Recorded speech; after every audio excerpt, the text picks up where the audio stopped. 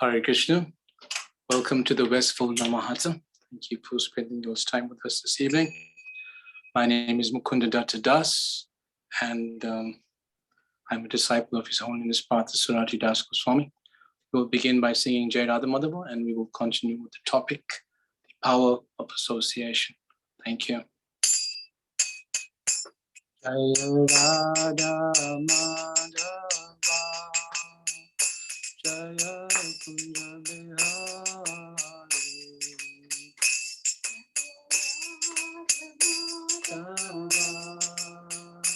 Jaya Kunda Bihari, Jaya Gopi Janna Vallabha, Jaya Girivaradari, Jaya Girivaradari, Jaya Gopi Janna Vallabha, Jaya Girivaradari, Jaya Girivaradari,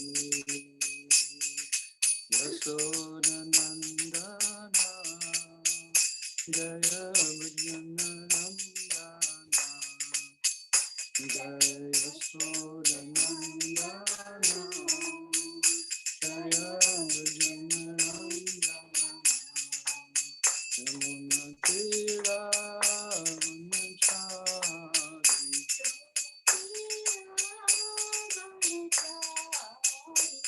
Jaya Radha Madhava, Jaya Kunda Bihari, Radha Madhava, Jaya Kunda Bihari, Jaya Shri Krishna Chaitanya, Prabhu Nityananda, Shri Advaita Gadadha, Shri Vasadi Gaura Bhaktivinoda, Jaya Shri Krishna Chaitanya, Prabhu Nityananda, Shri Advaita Gadadha, Shri Vasadi Gaura Bhaktivinoda. Hare Krishna, Hare Krishna, Krishna Krishna, Hare Hare, Hare Rama, Hare Rama, Rama Rama, Hare Hare, Hare Krishna, Hare Krishna, Krishna Krishna, Hare Hare, Hare Rama, Hare Rama, Rama Rama, Hare Hare. Jaya Radha Radhinata Radha Radhinata Radha Radhinata Radha,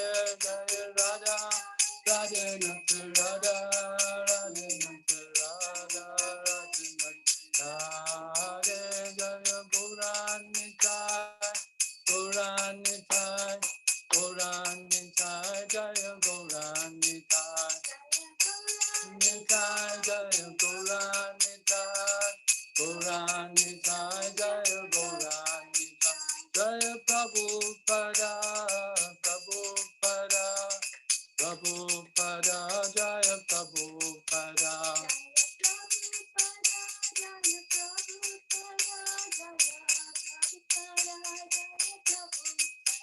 Jaya Guru Deva, Jaya Guru Deva, Guru Deva, Jaya Guru Deva, Guru Deva, Jaya Guru Deva, Guru Deva, Jaya Guru Deva. Welcome. Thank you very much. The topic for today is the power of association. Before I begin, I will silently say the prayers to my spiritual master, and then we will continue.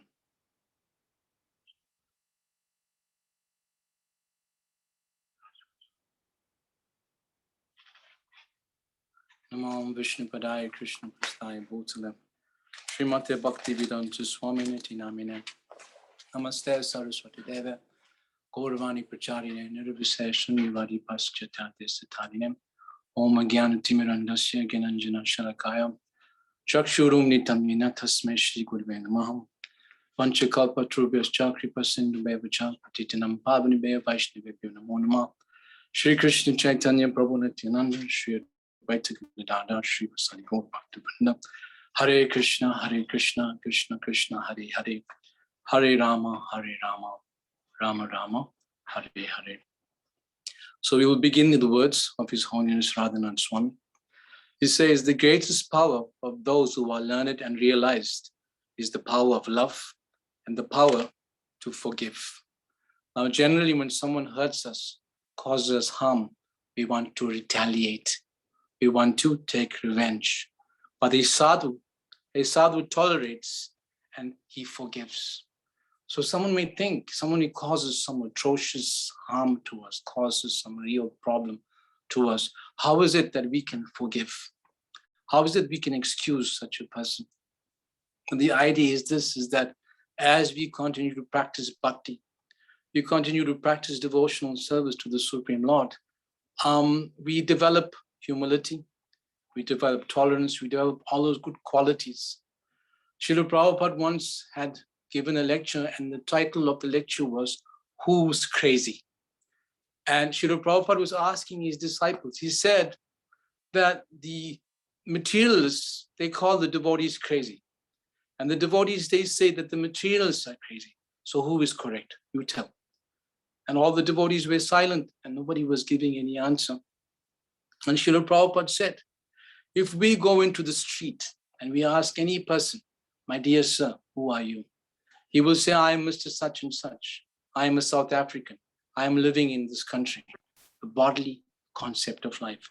If I say, if somebody calls me Mr. Red Kurta or Mr. Red Kurta, how are you doing? It's not a proper understanding because I am not the kurta. Somebody is relating to something that's not me. I am within the kurta. In the same way, we are present within this body. This body is like an outward covering, like an outward dress, and the soul is present within. Secondly, we identify with the body. We think that the body is us. And then the idea is this, is that we see everything as being mine. We relate to the body, everything is mine. And the example is given that Srila Prabhupada says that this land was there before. America was there, Europe was there, Africa is here. 500 years ago, maybe so many hundred years ago, the land was there. It wasn't called Africa. It wasn't called America. It wasn't called Europe. After some time, certain persons had come in and taken over the place. And then they called it something like Africa, America, Europe, claiming some title to that place. And in due course of time, these persons will die, they will leave their bodies, but the land will still remain. Now this land is belonging to God. And when somebody thinks that this land is theirs, that is an illusion. We are thinking something to be ours that is not ours. We are claiming to be something that we are not. I'm saying that I am this. I am the outward covering. I am the shirt. I am the external. Now somebody who does not know who he is, and he claims somebody else's property to be his, is he not a mad person? And this is what Srila Prabhupada was saying, that the whole world is caught in this disease of madness, thinking that property of God is his, and that he is this outer covering, the external. I am the kurta. Hello, Mr. Red Shirt. Hello, Mrs. White Shirt. And like this, we are identifying with the external. And this is the root cause of the disease that we find today. In the entire world, everybody is suffering from this problem. There's chaos in this world today because we've forgotten that God is the proprietor of everything. And all living entities are his parts and parcel. And when we forget this understanding, this is where the confusion comes about. This is how it is taking place. And there's an example given. His Holiness Radhanath Swami writes the book, The Journey Home. And in the beginning of the book, he speaks of his childhood. His name was Richard Slavin, and he was known as Richie. So when he was 7 years old, he says he went to his friend's house, Danny. And Danny took him to the attic and showed him the pistols, live hand grenades, the picture of Adolf Hitler. And he said something to Maharaj Rishi. He said to him, my parents hate you because you are a Jew. And the Jews, they killed Jesus. Therefore, my parents hate you. And I hope that when I grow up, I don't hate you too. Now, this is a 7-year-old child speaking in this way. And we can understand it's not the child's fault. It's the persons who are teaching the child this understanding. And that same child will grow into an adult and will carry the same mentality from childhood. Certain ideas are indoctrinated within us. Ideas of hate would come on the bodily concept of life. The Jews and the Germans, the blacks and the whites, and the Protestants and the Catholics, the Hindus and the Muslims, all based on the bodily concept of life. And this is a great disturbance in the world because this is a misunderstanding. This is a misunderstanding at the end of the day because the idea is that soul, the nature of the soul is to love. The nature of the soul is not to hate. But when one comes with this understanding of hate, love becomes misdirected. I love my country. I was born in this country. I love my country. This is my body. It was born in this land. Therefore, anything related to the land, I love. But I don't like anything else that's external, that's not related to me. And this is the disturbances that we find in the world. Love becomes misdirected. Love is meant for the Supreme Lord. But when love starts becoming misdirected and we start to see things only in our perspective, I and mine, my body, my relationship, I can live and others can die. And this is incorrect because God, as we said, is the father of all living entities. And there's this idea of partyism, that we belong to some party, some group. And everybody is doing this. We have our own little identities, our own little parties. I am an Indian, I am black, I am white, they are this and that is that. And this is the problem. It is described how birds of a feather, they flock together. This is the understanding. And we find even our Srila Prabhupada, the founder Acharya of this ISKCON movement, this international society for Krishna consciousness, he was a nationalist. He was in the party of Gandhi. And he was following this understanding that India should gain independence. But Srila Prabhupada, he is not from this material world. We understand this. But he is setting an example for us how to follow the path. Yad yad acharati shreshtas. Whatever action a great man performs, common men follow. And Srila Prabhupada, he was doing like this. So these material designations, these upadhis are there, and they are temporary. So Srila Prabhupada, he was a family man, he was a businessman, he was a devotee, he was a father. He was engaging in all different activities of this material world. And Srila Prabhupada set this example, that if I can do it, everybody else can do it as well. But the understanding is this, is that when he met his spiritual master, whatever idea he had of independence, nationalism, Gandhiism, all of these ideas simply went out the window. Why? Because he received knowledge from a higher source, from an authority. He had his own view, he had his own idea. But here, Srila Bhaktisiddhanta, on their first meeting, in their first association, Srila Bhaktisiddhanta had given him transcendental knowledge. And this is an example that Srila Prabhupada was setting for all of us. He's setting the tone of how a disciple should follow the instructions of the Guru. When the Guru gives an instruction, automatically the disciple takes it to heart. I may have my own ideas about what I want to do, but when the Guru speaks, automatically we give up all our nonsense ideas. We give up the low and we accept that which is superior. This is how it is understood. So it is very important for every one of us who are followers of Srila Prabhupada, who would like to know more about Krishna consciousness, is that to read the Prabhupada Leela Amrita, to understand who he is and what he has given to us, the sacrifices that he has made. Now, we can understand this in the sense that Srila Prabhupada, he struggled. It wasn't that it was something easy. He just came, he was a brahmachari, life was just smooth. He flew in an aeroplane, he just went to America, everything just fell into place. No, it was a very, very hard struggle. And when we read the Leelamrita, we can understand, we can relate to Srila Prabhupada. First, the giver, then the gift. The gift that Srila Prabhupada given to all of us is Krishna consciousness. But without Srila Prabhupada, the gift has no meaning.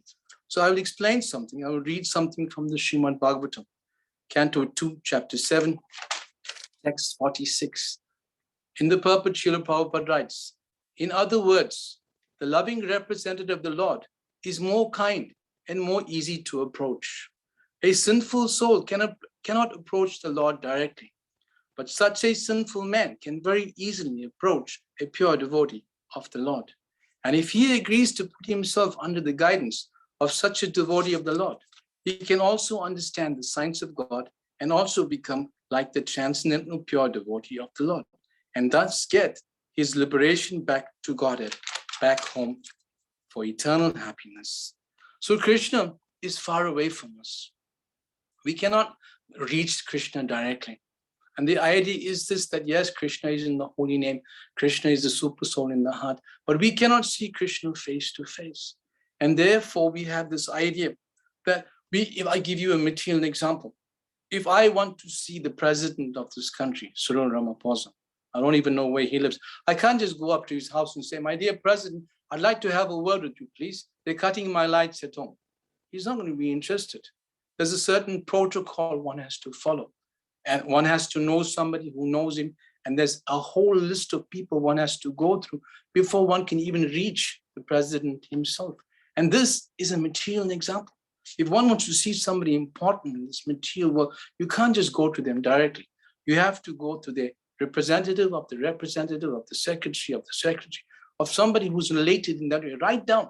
And from down, you can go higher and higher up.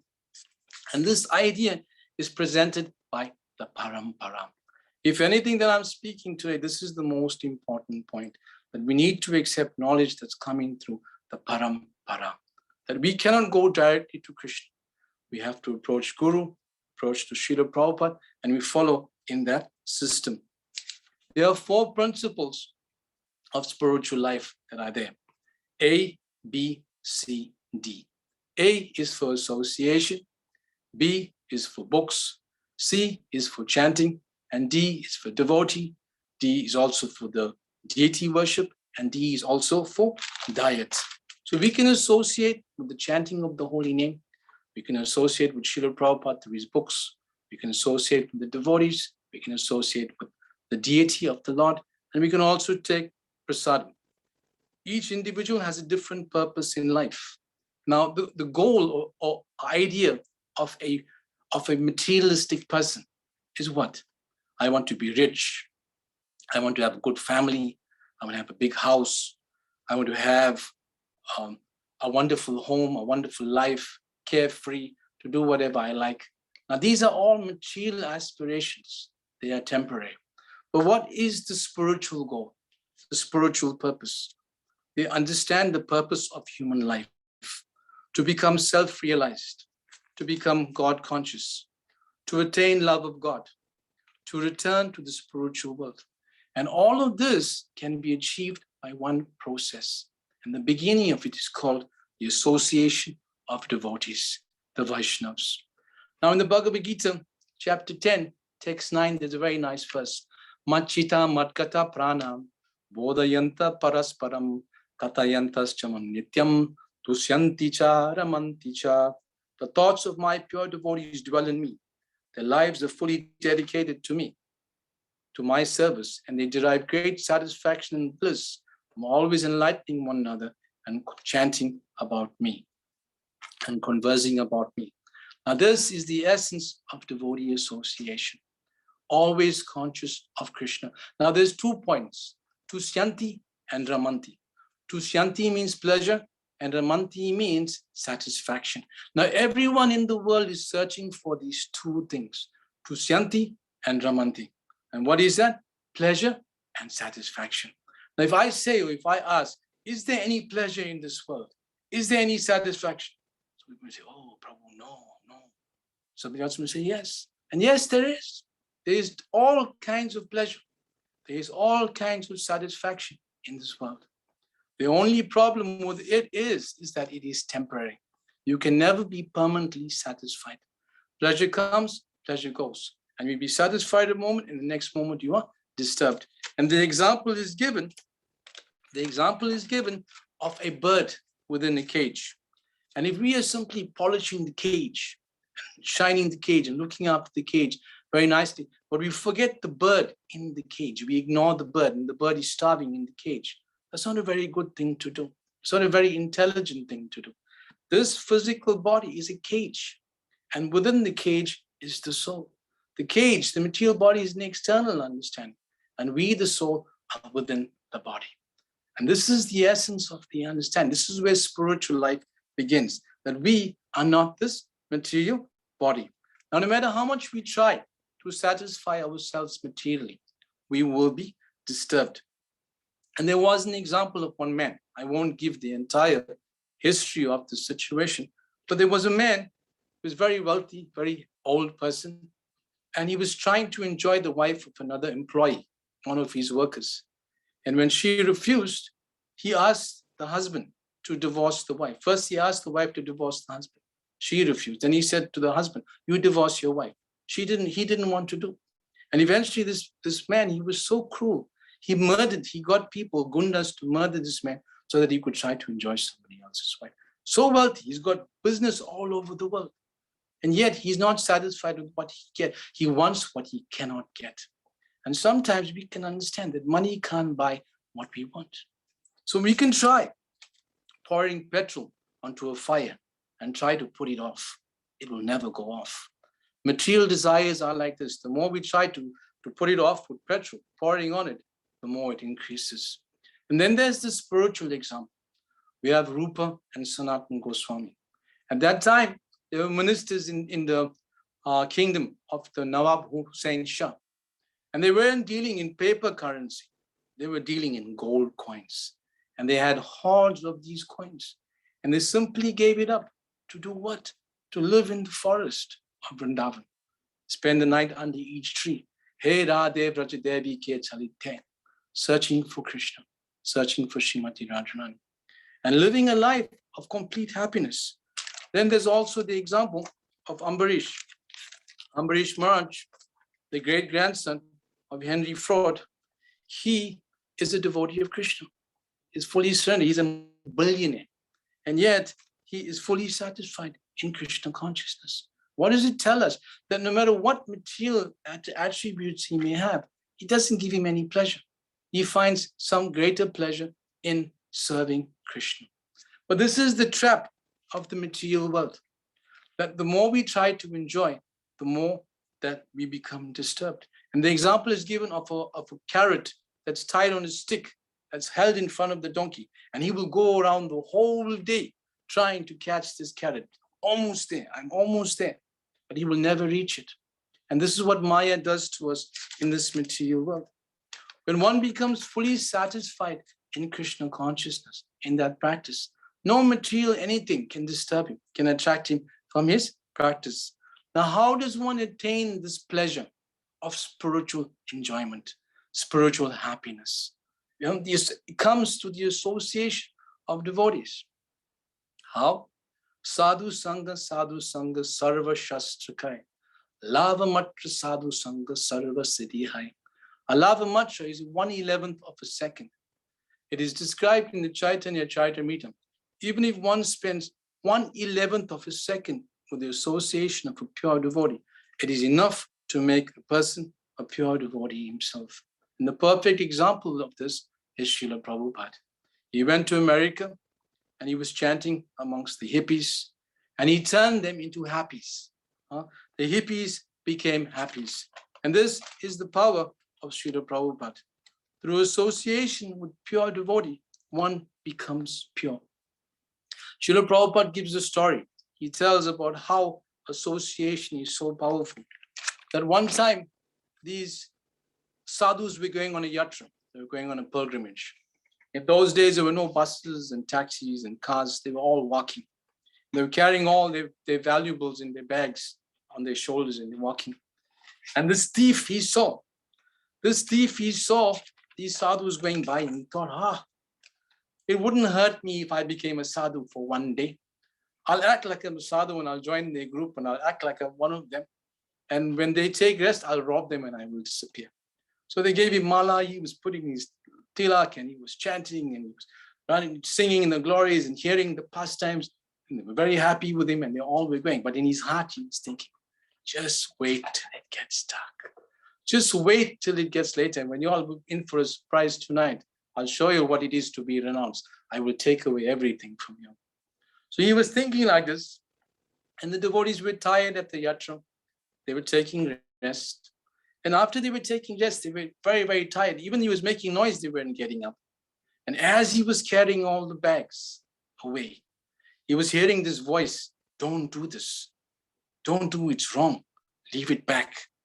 And he stopped and he was going backwards to leave. And then he was hearing another voice. You fool, we came all this way for nothing. Take the bag and move. What are you waiting for? Come on. And the whole night he was going like this, up and down. Take the bag. Don't take it. Take the bag. No, leave it back. And he couldn't understand. For the first time in his life, something was happening to him. He couldn't understand what is going on. And before he knew it, it was bright. And he didn't want to get caught, so he was lying down near the bags. And all the sadhus got up. They thought somebody had attacked him and was trying to take the bags. And this poor man had tried to protect the bags. And when he got up, he was embarrassed. He started to cry. He said, see, actually, I'm a thief. I came here to steal all those things. But something happened to me. I was hearing you all praying. I was hearing you all chanting. I was hearing you all speaking about the glories of God. It was so powerful that something has happened to me. I don't want to be a thief anymore. Please accept me amongst your group. And they accepted him. He became one of the sadhus as well. Just by associating with those who are pure. Just like iron, when it's placed in fire, and it's associated with that fire for a long time. When it comes out of the fire, what is it? It's no more iron. It's now become transformed into fire. And this is the power of association. When one associates with those who are pure, one imbibes those qualities of purity. In the Back to Godhead magazine, some 25 years ago, there was a title, An Impersonator Gets Caught. I thought, wow, this is very interesting. I must read this because the title itself said, An Impersonator Gets Caught. Now, it's a long story. We don't have much time. So I'll try and sum him up very quickly. On Halloween night, this boy, he was dressed up as a devotee for Halloween. And he put a stocking over his head, put a little tuft of hair out in the back. And he was going around chanting in the streets and having fun. That, I'm a Hare Krishna. And he and his friend were doing the same thing, dressed up in an orange bed sheets and just having fun as they were devotees. And all of a sudden they could hear this ching, ching, doom, doom, Hare Krishna, Hare Krishna. The devotees were coming and they met face to face. And the leader of the Kirtan party said, I knew we would find one of your jokers out here tonight. I knew you guys would be joking out here tonight. Come on, get along with us. So they rounded them into the group and they gave them prasad to give out, pamphlets and different books to give out to different people. And these two boys were in the back of the group and they were telling everybody in the crowd, these guys in the front, they're the fakes. We're the real Hare Krishnas. We're the real guys. These guys are simply the fakes. And they were having fun like this. But strangely enough, after some days, this boy couldn't get the Maha Mantra out of his head. And he tried as he could. He couldn't stop. He just kept hearing Hare Krishna, Hare Krishna. And he was driving him mad. He drove him so mad that he went to the temple to tell them how to get this thing out of me. And then he started telling him about the philosophy. He took some prasad. And after some time, he became a full-time devotee. And he was explaining to others in the temple how to chant.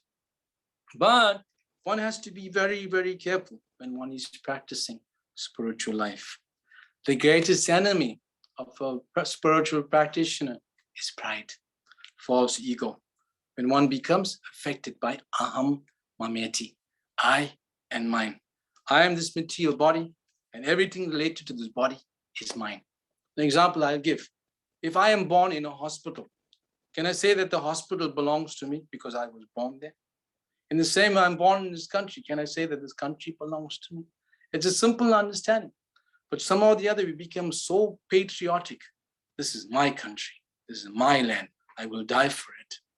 But everything, as we said, belongs to God. In the Srimad Bhagavatam, Canto 10, Chapter 12, Text 2, it describes identifying the material body as the self is the beginning of all problems. Now, we don't have much time to explain, so I will say the next verse. Srimad Bhagavatam, Canto 3, Chapter 13, Text 2. It is described that one cannot live in the material world unless he gives up his understanding of his real identity. What is a real identity? I am an eternal servant of God. I am an eternal servant of Krishna. Jivera Surupai Krishna and Nityadas. And in the purport it says, the soul has no birth, he has no death at any time. But when he takes on a material body, he has the fear of death. This is how the disturbance is there. The whole world is under the spell of illusion. I am a man. I am a woman. I am fat. I am thin. I am an Indian. These are all called bodies, bodily designations. A dog is thinking, I'm a dog. A cat is thinking, I'm a cat. Everybody is called, but we are not any of these things. It's like I'm identifying with the kurta. I am a red kurta. I'm a black kurta. I'm a white kurta. I'm a different colored kurta. It doesn't matter. You're not this. It's simply an external covering, an upadi. And this is how it is being explained by Lord Krishna. We are all eternal servants of the Lord. These designations of Hindu, Muslim, Christian, Jew are all upadis. They are simply stamping, and we can change. I can become a Christian today, tomorrow I can become a Hindu. The day after, a Hindu can become a Muslim. The Muslim can change and become something else. These are simply rubber stamping. It changes. But the dharma of the soul is that he is always the servant. He's eternal servant of God. Dharma means something that you cannot change. You cannot take away. What is the dharma of fire? It's heat and light. If you take away heat and light from fire, it has no meaning. The dharma of water is liquidity.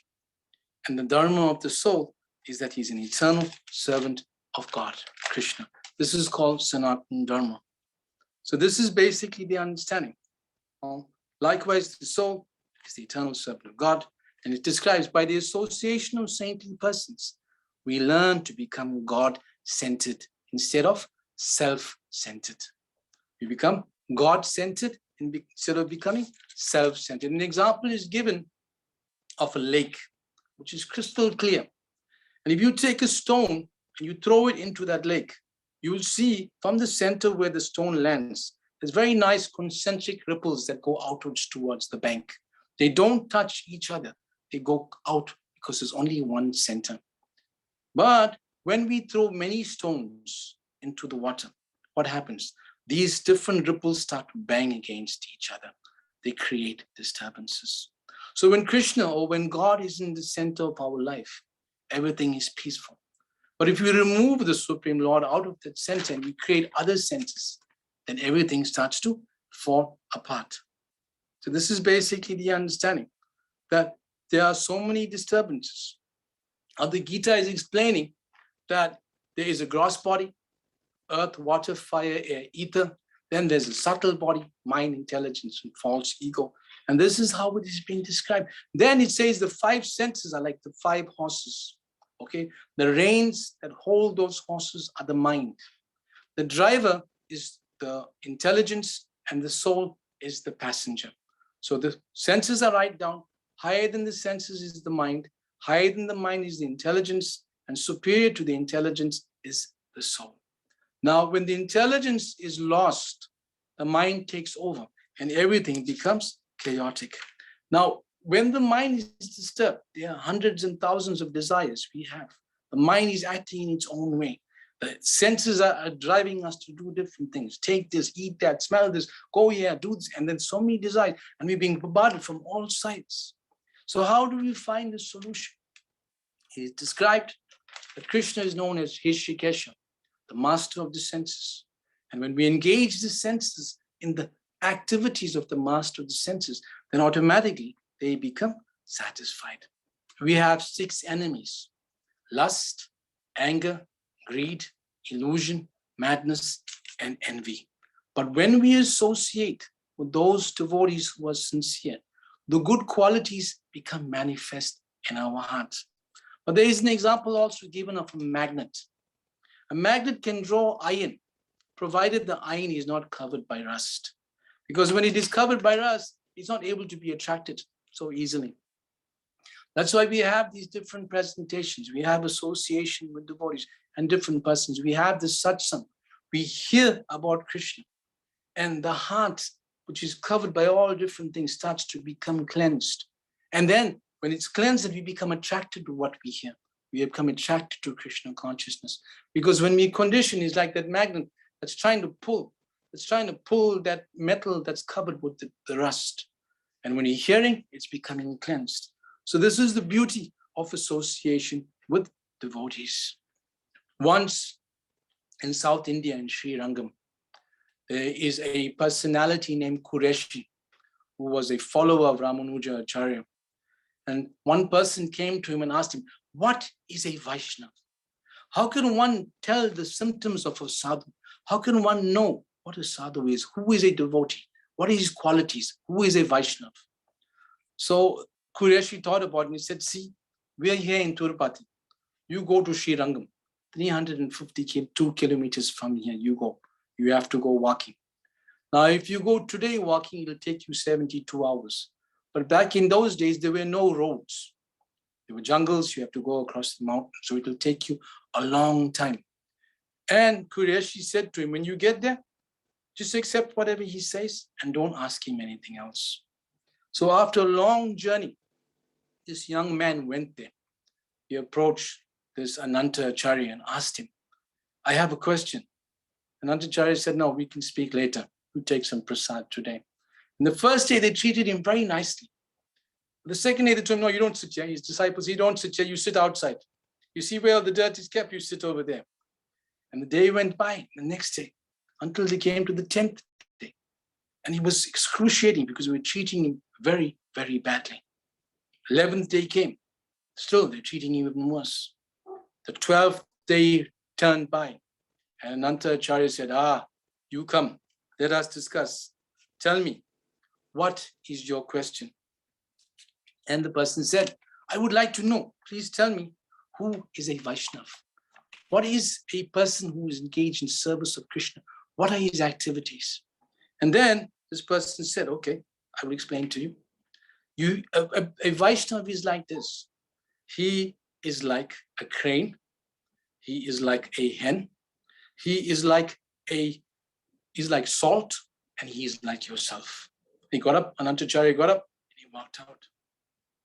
And the person thought, I walked 352 kilometers, so many days, just to be told a Vaishnava is like a crane, he's like a hen, he's like salt, and like myself.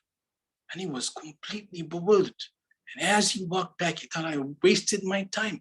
What is this? I don't understand.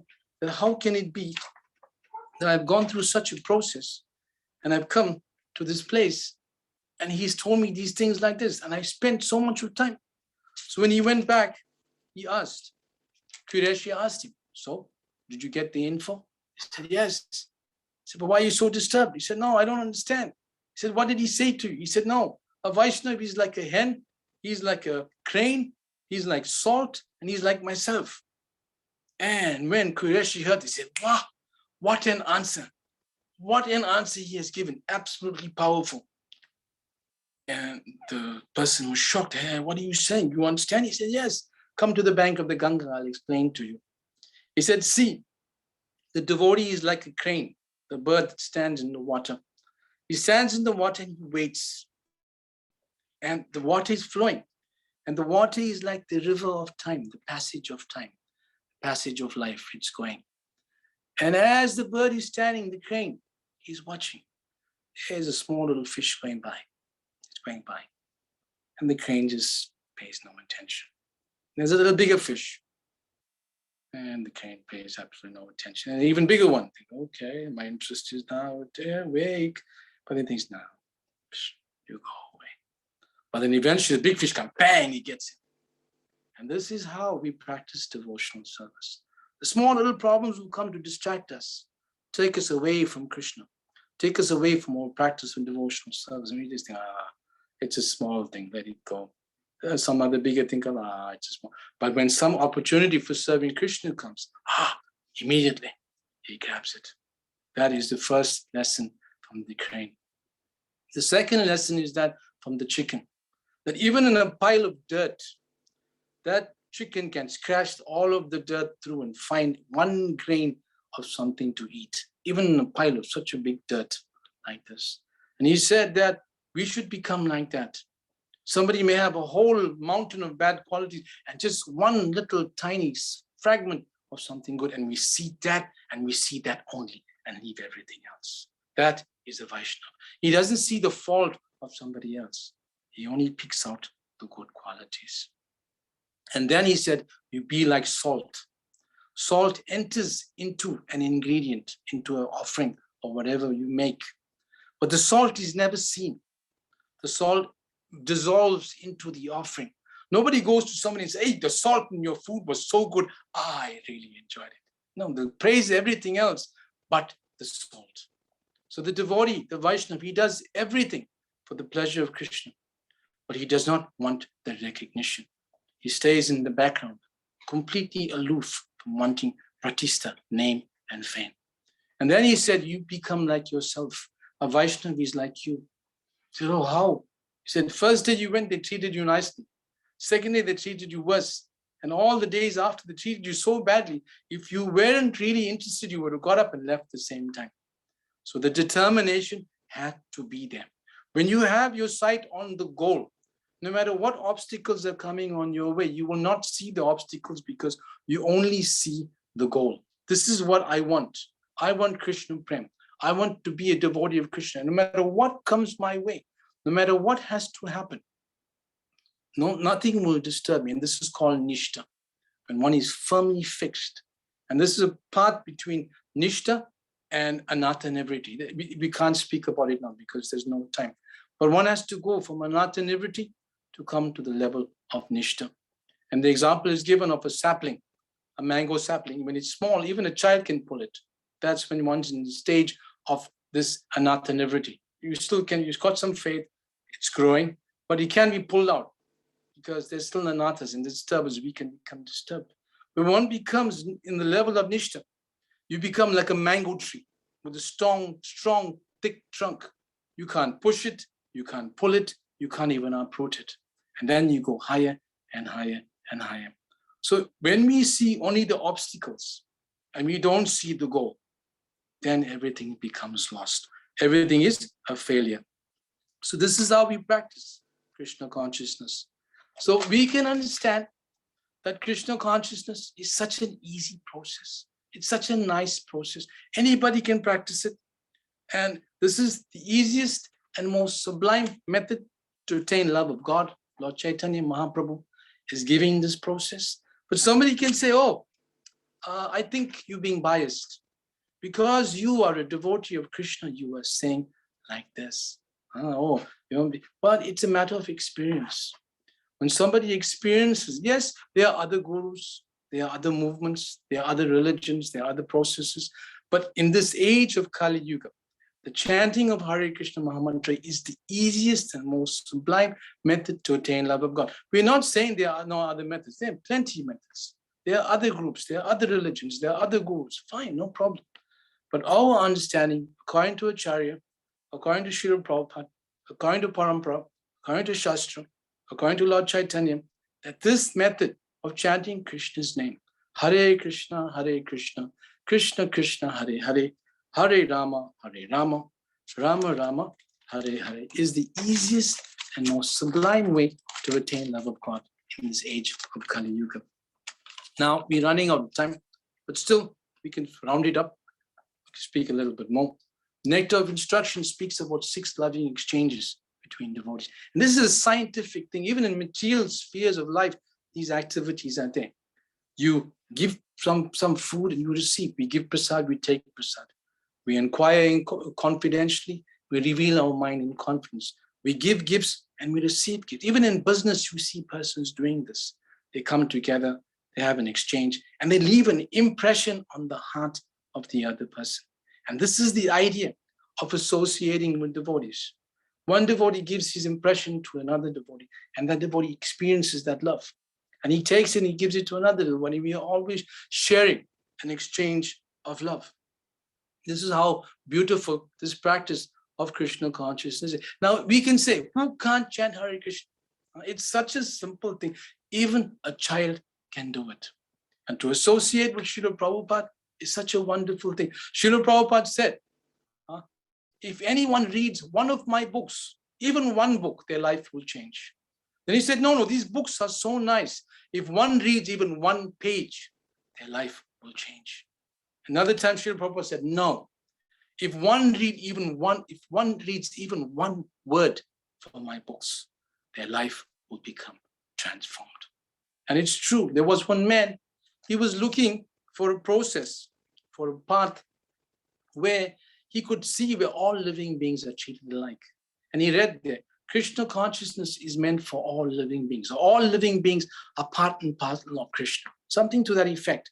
But it was 3 words, all living beings. He read these 3 words, all living beings are part and parcel of the Supreme Lord. Became a devotee. Just these 3 words. He wasn't so philosophy, we're not this body and Krishna. He was looking for this one thing, where all living beings can be treated equally as parts and parcel children of God. And he read this, all living beings. Wow, sparked something in his head. And he figured, yeah. Then we have something even more special, the Srimad Bhagavatam, the Amala Purana, the spotless Purana. There's nothing that compares to it. And anybody who touches, anybody who has the Srimad Bhagavatam is just as good as having the deity of Krishna in his home.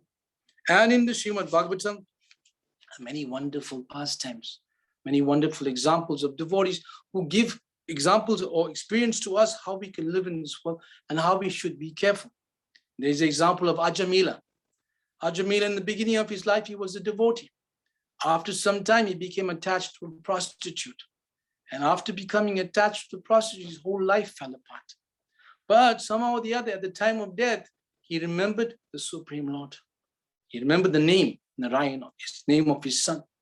And somehow or the other, the Vishnu Dutas came and they saved him. He didn't go back to Godhead, but he was saved. It's described in the 6th canto of the Srimad Bhagavatam. Sanketyam parihasyam va, stobam helanam eva va, vaikunta nama grahanam mashesaga haram vidu. That even this Sanketyam, if one chants stobam for musical entertainment, parihasyam, joking, even helanam, even if one neglectfully chants Krishna's name, still there is benefit. Now in the Srimad Bhagavatam, in the 6th canto, Ajamil's situation, Srila Prabhupada writes there, he says, because of a moment's association with the devotees, the Vishnu Dutas, Ajamil detached himself from material conception of life with determination. Thus freed from all material attachments, he immediately started for Haridwar. So this is something very difficult to do, to give up attachment to family life. And by association with the devotees, even for a fraction, the Vishnu Dutas came and they just saw them. He just saw them. And they were talking to the Yamadutas to leave this man. And they were saying, he's sinful, we got to punish him. And they said, no, he chanted Krishna's name, he chanted Vishnu's name. Time of death, you cannot touch him. And that's how he was wondering whether was it a dream or was it real? So this idea of association is there. And then we have the other example of Bharat Maharaj. The entire India is named after him. In Hindi, we say Bharat. We don't say India. We say Bharat. The entire India is named after him. And this King Bharat, he renounced his family. He renounced his kingdom. And he was living in the forest, trying to surrender to the Supreme Lord. But he made a small mistake. He became attached to a deer. He was associating with the deer. And somehow or the other, when he left his body, when he died, what was he thinking of? He was thinking of a deer. And because he was associating with the deer, and he was thinking of a deer at the time of death, in his next birth, he took birth as a deer. So there is power of association. No one can understand how great it is. We can either associate with negative people and go in the wrong direction, or we can associate with those persons who are sincere, attached to the Supreme Lord, and simply by connecting with them, by associating with, by hearing from them, even for a short period of time, the heart becomes transformed. It is such a powerful process. It is such a powerful way of exchange. I am sitting here in my house, yet I'm able to travel to Romania by power of technology. Now, if I'm a material example that I can travel from here to somewhere else, Krishna, the Supreme Lord, we can connect with him even though he's in the spiritual world. We chant his name, we glorify him. That connection is there. It's described in the Srimad Bhagavatam that the pure devotees of the Lord, they purify even the holy places. Why? Because they carry Krishna in their heart. And if one associates with someone like that, a pure devotee of Krishna, and we have the perfect example, Srila Prabhupada, his disciples, our present-day gurus, who are following in his footsteps. We associate with persons like this. We have that connection. Then the socket is plugged into the wall, it's connected up, there's energy, and we have power. Everything is coming. If we are connected up into the parampara, and the power is running, and we've got that connection, everything is perfect. And we know we've got power, we're running smooth. And this is the essence and power of this association. The mind is like a garden. And if you put all rubbish in it, garbage in it, then flies, crows, and all dirty type of living entities will become attracted to it. But if we sow roses and beautiful jasmines and other wonderful flowers, we put good things in it, and we attract that which is also wonderful. So who we associate with also will resonate our character and our behavior of who we are. So we will stop here. If anybody has any questions or comments, please. Thank you very much. Srila Prabhupada Ki Jai. Hare Krishna. Paramatma Prabhu, you there? Hare Krishna, Prabhu. Thank you so much. It's a really wonderful class, Prabhu. Thank you so much. I've learned so much. Thank you. You happy? Okay, good. Prabhu, we welcome Her Grace Shama Vallabhi Devi Das to join us today. Hare Krishna. Hare Krishna. Hare Krishna, Mataji. Thank you for finding time to join us. Thank you. And we have Ravindra Prabhu, Ravindra Chauhan. Hare Krishna, Prabhu. Hare Krishna. I know him. Yes. Hare Krishna. Hare Krishna, Prabhu. Thank you. Hare Krishna. How are you? Fine, thank you. Nice to hear once from again, you. Yeah. And once again, thank you so much for Bhakti and Quadruta Paul also for yes. regularly joining us. Very wonderful. Hare Krishna, and thank you very much for wonderful and nectarian class and for bhajan, so wonderful. And here in Romania, I feel very hard the suffering from apart from the other devotion. We are just a few here. Well, and these classes are for me real nectar, the mercy of Krishna. Thank you very much, Prabhu. Thank you for your sacrifice. It's very difficult when we're on our own, but I'm not exactly alone because I have my family and my children, and we are like a little association. Okay, that's wonderful. Thank you very much. A family that prays together stays together. So yes, it's important this for us. Yes, very. Thank you very much. Thank you very much. Krishna. Thank you. Thank you. Hare Krishna, my Dandavat Pranams. Dandavat Pranams. Thank you. Hare Krishna. Her Grace Shama Vallabhi Devi Dasi commented. She said, Hare Krishna, Prabhu. Thank you for a wonderful, inspiring class. Thank you. Thank you very much. Thank you for inviting me. I appreciate it very much. Thank you, Prabhu. We hope to hear more from you. And please, and thank you so much to your wife as well for the wonderful kirtan. Thank you. Hare Krishna. Yeah, Hare Krishna. We'll keep in touch, Prabhu. Thank you very much. Prabhu, for the kirtan, Prabhu. Yeah, sorry. Yes, thank you so much. Yeah, sure. Namo Vishnu Padaya Krishna Prastaya Bhutale Srimate Bhakti Vedanta Swami Nitinamine Namo Vishnu Padaya Krishna Prastaya Bhutale Srimate Bhakti Vedanta Swami Nitinamine Namaste Saraswati Deve Gauravani Pracharine Nirvishesha Sunyavadi Vasita Destarine Namaste Saraswati Deva Gauravani Pracharine Nirvisesa Sanyavadi Pastata Desa Jaya Shri Krishna Chaitanya Prabhu Nityananda Shri Advaita Gadadhara Shiva Sabhi Gaur Bhakta Jaya Shri Krishna Chaitanya Prabhu Nityananda Shri Advaita Gadadhara Shiva Sabhi Gaur Bhakta Jaya Shri Krishna Chaitanya Prabhu Nityananda Shri Advaita Gadadhara Shiva Sabhi Gaur Bhakta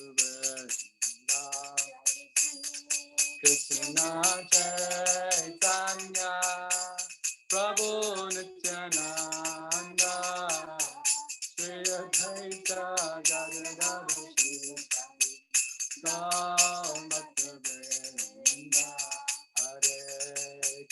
Hare Krishna Krishna Krishna Hare Hare Hare Rama Hare Rama Rama Rama Hare Hare Hare Krishna Krishna Krishna Krishna Hare Hare Hare Rama Hare Rama Rama Hare Hare Krishna Krishna Krishna Krishna Hare Hare Hare Rama Hare Rama Rama Rama Hare Hare Hare Krishna Krishna Krishna Krishna Hare Hare Hare Rama Hare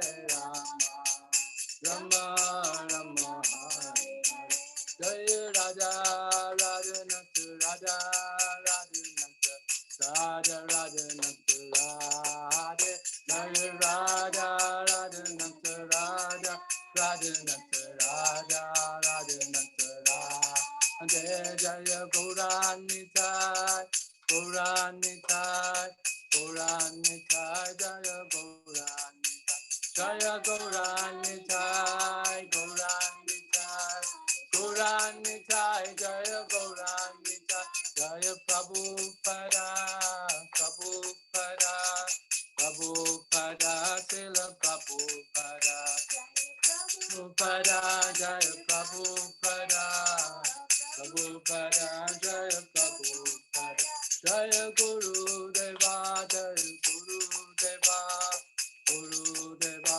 Jaya Guru Deva Jaya Guru Deva Jaya Guru Deva Guru Deva Jaya Guru Deva Panchakalpatarupayascha Kripa Sindhubhayavcha Patitanam Bhavanabhayo Vaishnavabhyo Namo Namah Srila Prabhupada Ki Jai. Thank you very much. Hare Krishna. Hare Krishna. Thank you, Prabhu. Hare Krishna Prabhu. Thank you. Thank you very much.